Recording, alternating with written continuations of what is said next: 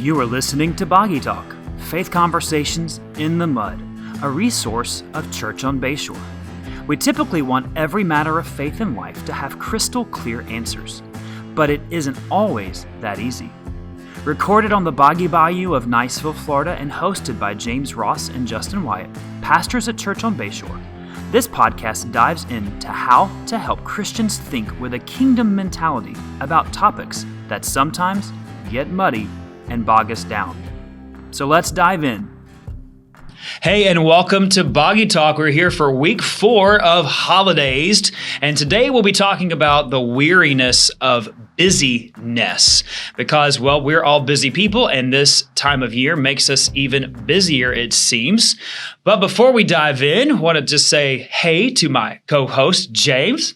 What's up, Justin? Hey, buddy. Good to see you in your Christmas colors. My Christmas colors. You didn't fully commit. I didn't. I don't actually own an ugly Christmas sweater. For those of you who are listening. I don't own an ugly Christmas sweater either. Oh, did you borrow that one? Yeah. Hey, at a church, a First Baptist church, you really have to be careful at Christmas dinners because you don't know if it's an ugly Christmas sweater or a legit Christmas sweater. Right. So you just say, I love your sweater. That's right. You do. And you wait to see what they say. Because it might not have intentionally been an ugly Christmas sweater. That cat on the sweater may be their actual cat.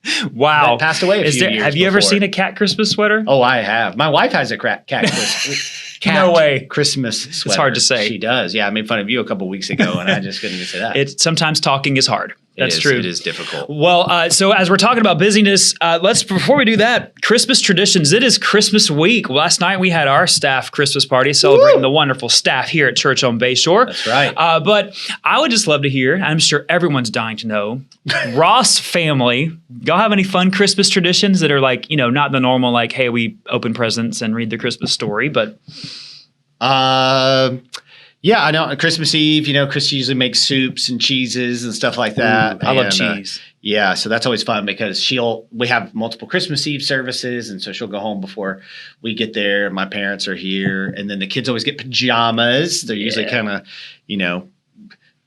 Christmas Eve pajamas on Christmas Eve, so that's special. And then Christmas Day is pretty chill, usually just our family, and then her family comes in the day after Christmas. That's kind of been the new, I guess, tradition. I'm not sure. That's how we're always It's going to happen again this year. We'll see. Yeah. So she would probably know. We probably do have things, and I don't even. That's right. She's going to tell you when they happen because here's what we're doing now. That's right. Yeah, we do the same thing on Christmas Eve. We have kids get pajamas, and then we do, this sounds maybe silly and boring, but it's really great. We do a peppermint hunt. So the kids all get a flashlight, and we buy, this is my wife's doing. And what's funny is that we have very few traditions because neither one of us are very sentimental, but this we do. We buy like huge bags of the white peppermints, the Lifesaver peppermints, like thousands of them, and we hide them all over the house. Everywhere you can imagine, and we turn off all the lights. Kids get a flashlight, and then they go and they find them. And Justin and Christy watch a movie while they basically we sit on the couch and go colder, hotter. Did you look under here? Now their kids are old enough where they can like find most of them themselves, but it's inevitable that we don't find all of them. In fact, I think just a few months ago, Eliza found when she came out of her room, was like, I just found a peppermint. That's we awesome. kind of, because we stick them everywhere as the kids have gotten older, we make it harder. And then there's a winner, and the winner gets nothing but bragging rights, but it's a pretty big deal. That is a big deal. And we did something last year is like if we found 10 after it was over, if we found more than 10, they had to give us all their peppermints. So they were pretty thorough last year. Oh man. So yeah, that's a fun thing we do. And then another thing we do at one night, it's never a predictable thing, but we just all put on pajamas, we make hot chocolate, and we just go around looking at Christmas lights. Yeah, we do that too. Yeah. I think as we talk about busyness and we create our own live nativity. No, I'm just kidding. We don't do that. That's right. We don't do that. Every I'm year. baby Jesus, though. I demand it. Wow. I will be. Yeah. I think, like Patch Adams, or what was the name of the movie where Robin Williams was like an old man? I don't know. This is doubtful. No. Well, he was a woman in that I have no idea. Jack. It was called Jack, and he was like, no, Benjamin Button. That's what I'm thinking of. That's not Robin Williams. Brad Pitt. Yeah, Brad Pitt. So Baby Jesus, Benjamin Button. That's what we do at our house every year. Wow. Again, not true. So don't know why we're still talking about this. But moving on, as we talk about busyness and expectations, we talked about that a few weeks ago. And this week, talking about the busyness of the season and how to simplify. I start with thinking, my best memories of Christmas as a child myself were just simple. I remember decorating. I remember making Christmas cookies. And I think we oftentimes think we have to do more to make things more memorable. And I think if we simplified things, our kids will just have more fun. So let's talk about that. How do we, what does the holiday season look for you, schedule wise, family wise, and how do you guys make intentional space in your calendar this time of year to just really enjoy what it's all about? Yeah, so this year's different. 2019, I went to 13 Christmas parties, just to put things into perspective. And that was with turning many down, just because we had to spend some time as a family. So December is unbelievably busy leading up to Christmas Eve for our family. So, with me, I would just say, and that's when we have basketball practice going on and I coach, and all that. So it's just crazy. So I would say this is kind of a general rule that we live by in our house, is that we embrace the seasons of the year. And so Christmas Eve until like the Monday after New Year's, there's nothing on the calendar. That's usually ends up being 10 days or something like that. We're off here. The office is closed. I'll typically preach still but I work on my sermons ahead of time. So, I just need to look over them. But we really try to take those moments when there is nothing on the calendar and we don't feel this like obligation that we've got to put more on the calendar. And we don't say yes to a bunch of random stuff, because we just know it's already a busy season of the year. Yeah, I think as we look back at 2020, it is a very different year. And if we go back to the beginning of the year, or, March, April, when things began to shut down and there was, everyone was at home and people found that they really liked not being so busy. Yeah. But then as things started opening up, at least here in Florida, I know many other places things did not open up, but here in Florida, things opened up and people just were like, I love the simplicity of that. It was so great. And they went right back to everything they were doing I know. And began complaining again. It's like, did we not learn our lesson? I know.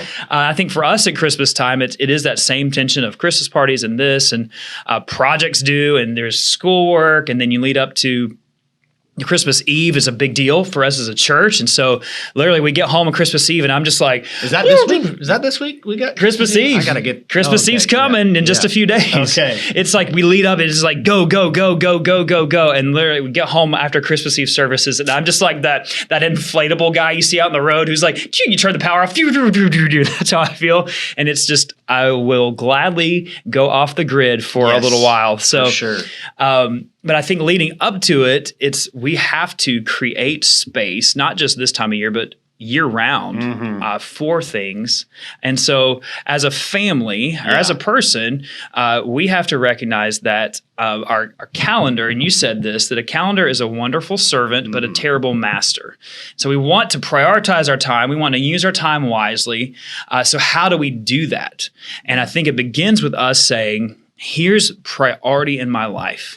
And we have to have the right priorities in life. And I think a lot of times we get those things out of whack and we think that all of the activities are the priority. Well, I think Jesus would say people are the priority. And the mission of the kingdom of God is the priority. And everything else should fall in line with that big vision of, I'm here, for your kingdom come, your will be done. So how does my calendar serve that purpose, not override that purpose? Yeah. I mean, I think something that's very simple is we try to live, love your neighbor as yourself. So we try to look at the week and say, in terms of our evenings, there's 7 evenings in a week. So 3 of those need to be spent on with other people. And 3 of those need to be spent at home. And you're like, well, what about the 7th? Well, that's just kind of, it's flex time. Right. It's flex, so it's going to be one or the other.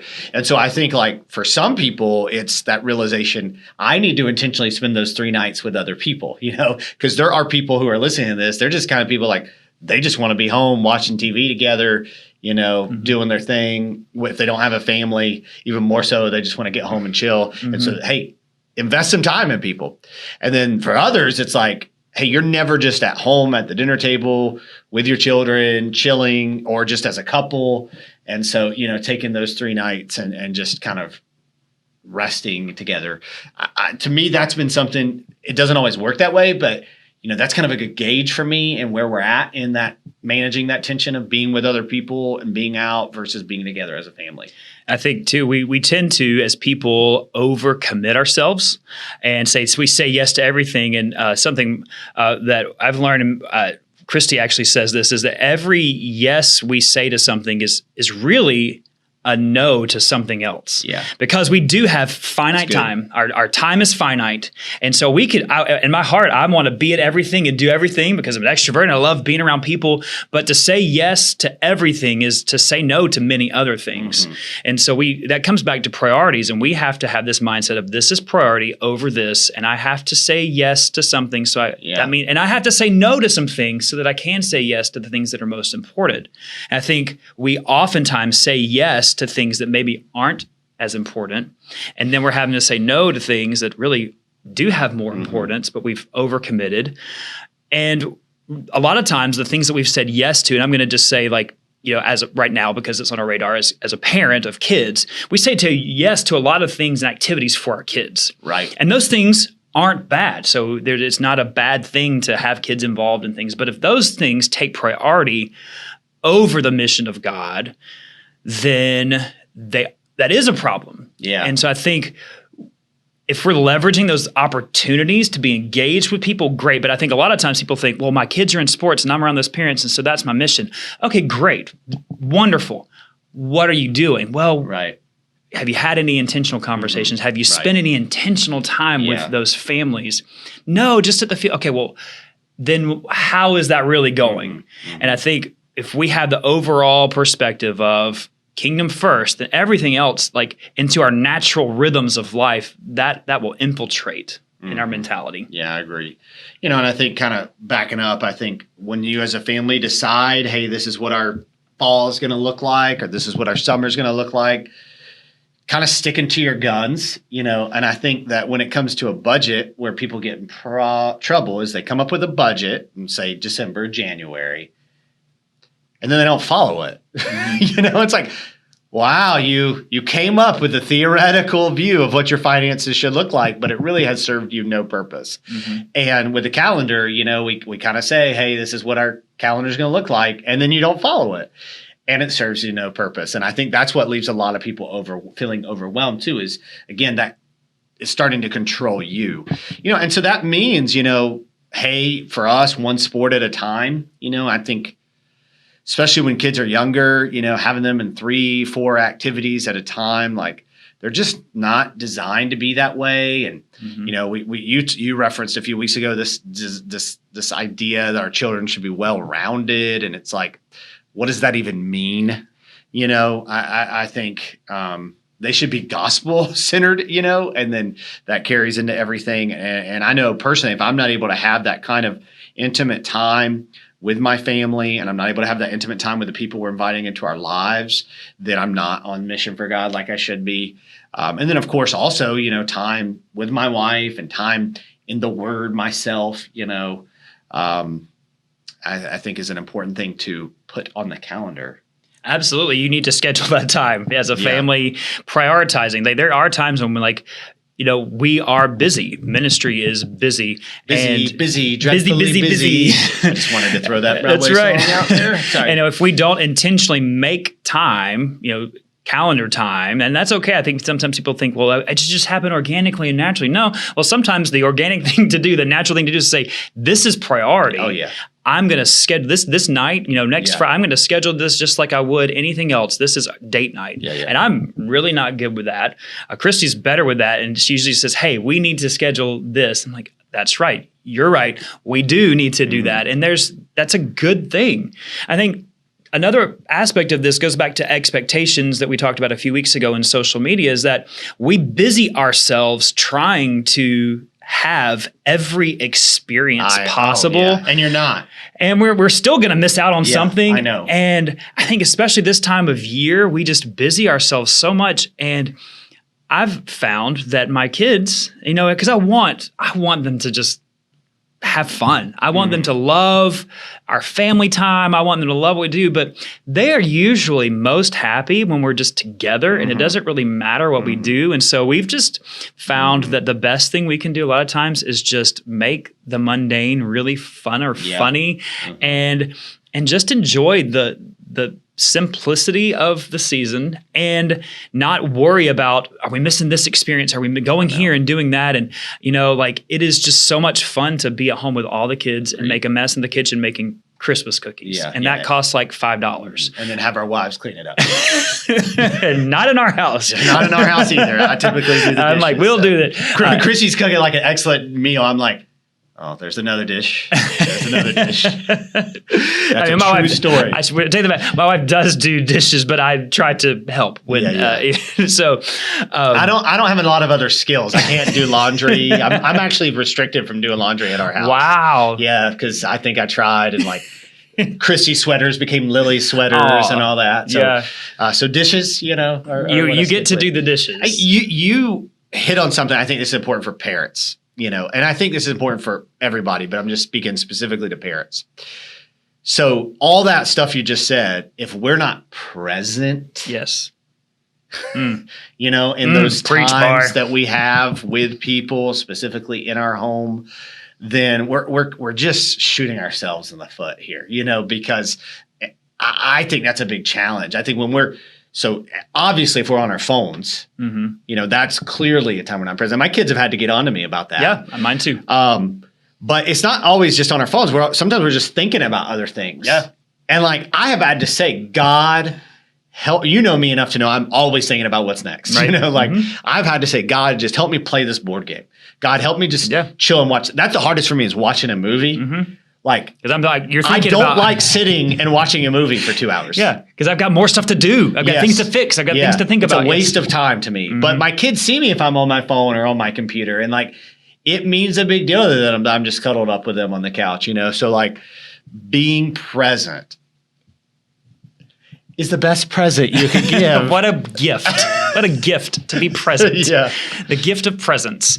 I think we also have to just be okay at times. And this goes against every natural grain of DNA in me is we have to be okay not being productive and accomplishing things because the most productive, like you just said, the most productive thing we can do sometimes is just to be there and to be involved and not, I've always got something I can do, whether it's related to work or people or a project I'm doing. I've always got a project going at the house and lay that aside and say, what's most important, the most productive thing for me right now is to be playing a game with my kids, to be watching this or to do this with them engaged and to not be so busy. Yeah. To get deep. I know we're getting deep. We're getting deep. I think that really does tie to an identity issue. And several years ago, I was in Luke chapter 10, and it just really struck me that because I want my life to be productive, and I'm an achiever in the Enneagram. I don't really do the Enneagram, but I know I'm an achiever. And Jesus sends the disciples out. He sends the 72 out, actually, and they come back and they report to him all the things they did. And they were healing people and people were getting saved. And he says, yes, he affirms that. He says, he's not speaking literally, I saw Satan fall from heaven like lightning. But then he says, nevertheless, do not rejoice in this, but rejoice that your name is in the book of life. Right. He's saying your joy should not be in all the things you just did for me. These are good, spiritual, Christian things.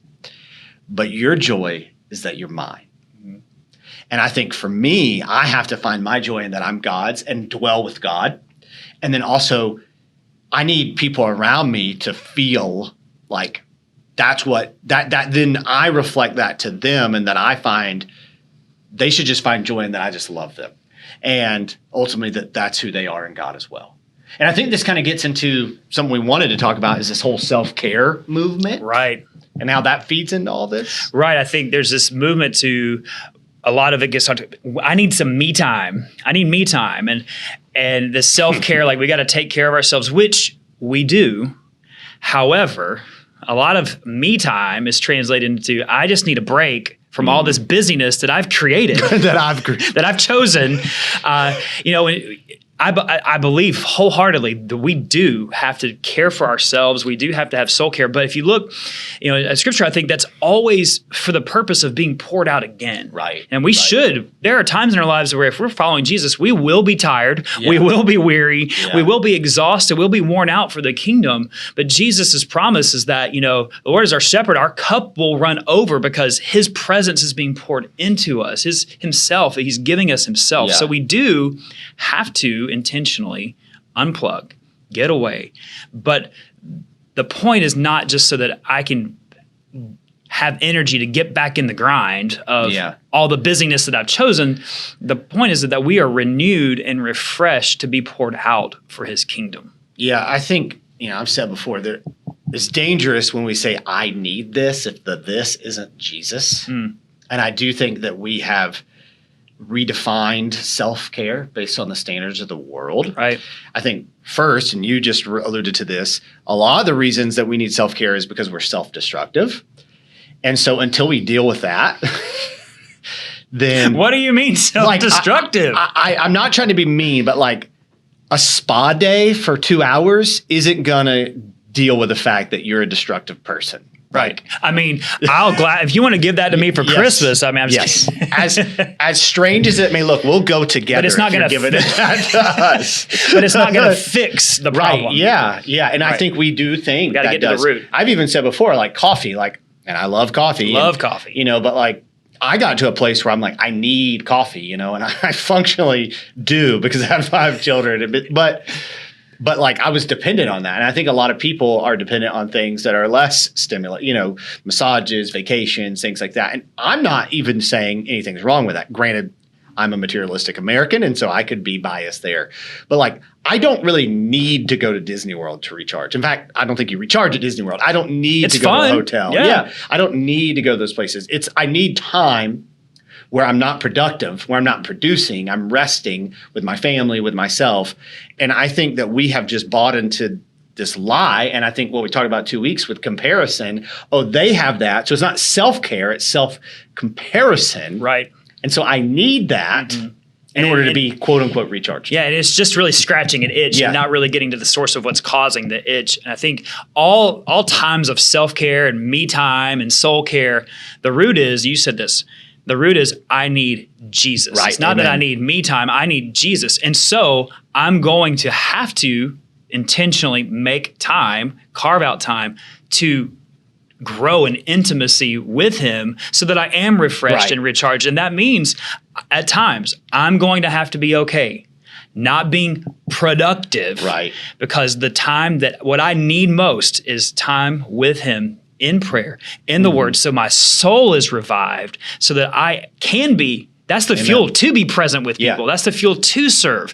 It's not just a break. So I like to read, but that is refreshing, and that can be part of like a Sabbath rhythm, but ultimately it's Harry Potter books. He reads Harry Potter all of them. I've actually never read them, but I would like to with my kids. That would be fun, but I've not read them, not for principle's sake, just it's because, like hundreds of pages. Yeah, that's a lot of time. I probably will read other stuff first, but regardless, it's the point is that is refreshing and reviving, but ultimately it's still not going to satisfy like time with the Lord is. Yeah. And that's why we've got to unplug from the busyness. The ultimate care of self is being revived and renewed in our spirit. Yeah, this should not be profound, but like someone will hear this and be like, "Oh yeah, that's convicting," and like it shouldn't be because you know this. But like, if we're not spending time in the Word, and we don't have biblical community, and we're not regularly gathering together in corporate worship, not checking our phones the whole time. Of course we feel like we need care. And like and all the stuff that people are selling you that's going to make you feel like you have self-care and psychology, which I'm not discrediting, but isn't an exact science, tells you need. God has said for thousands of years you need those things that you're just alluding to. Right, and I think there's no judgment in this either, because I think it can come across as, well, they're just saying, but I think... Get your hair done, girl. I don't care. I feel that tension too, because... Get your hair done, go boy. Oh, not that tension. Sorry, I thought you were talking about getting your hair done. Oh, yeah. Christy cuts my hair, so, so there's no judgment in this, because, we deal with that tension too, of like, when I feel most empty at times, I'm like, what I need is this. I need this. And like, God's like, no, you need me. And I'm like, no, but I just need more. I need some downtime. And I might need downtime, but that downtime needs to be with the Lord. I think we do the same thing. Yeah. I do the same thing. Like when you talked about, if we're not engaged with the Lord, if we're not in community, if we're not seeking him, oftentimes like those are the last things we naturally think of, because we just think everything else is going to make me feel better. And God's just like, no, you're going to try. That's an empty well. That's an empty well. That's an empty well. I am the living water. Drink from me and you'll never thirst again. That's the tension that I'm very familiar with, that tension that people may feel, because I think I feel it often, but every time the answer is Jesus. Amen.